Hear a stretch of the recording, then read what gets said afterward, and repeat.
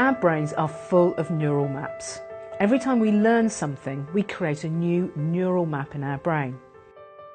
So for example, you might have a neural map about cooking a meal. You may have a neural map that is around learning French or maybe learning to drive.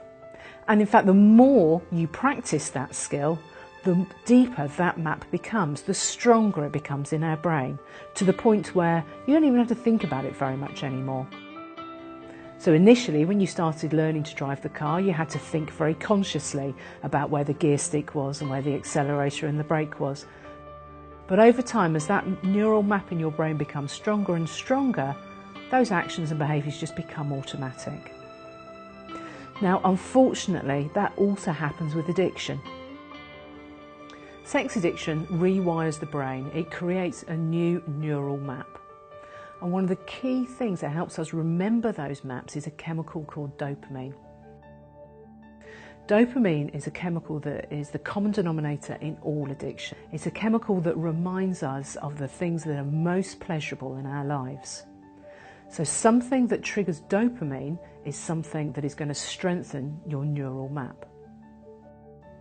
So thinking of perhaps the map of England as a metaphor, imagine Brighton represents your addiction. Brighton represents your acting out behaviour.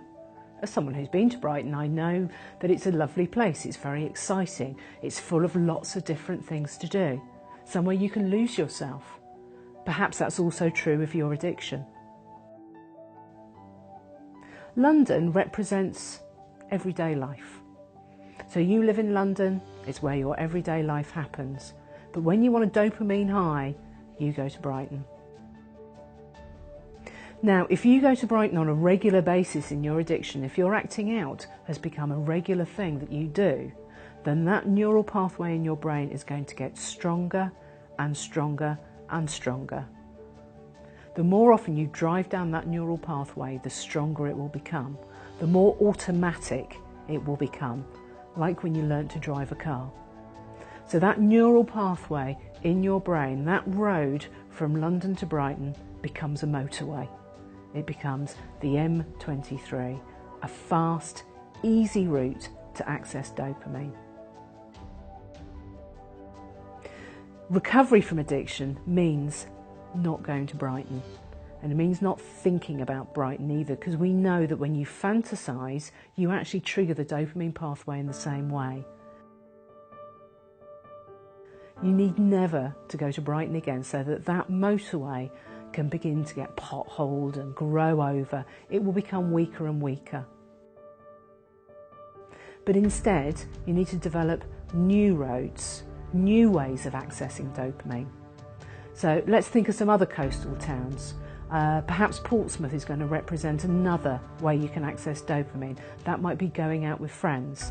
Maybe Littlehampton is playing golf. Maybe Eastbourne is taking up a new musical instrument. Maybe spending more time with family and friends, with loved ones is Bournemouth.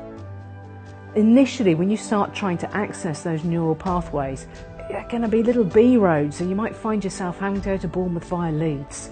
It may take a long time to get to that point of dopamine, and I'm sorry to say, but it's not going to be quite like Brighton.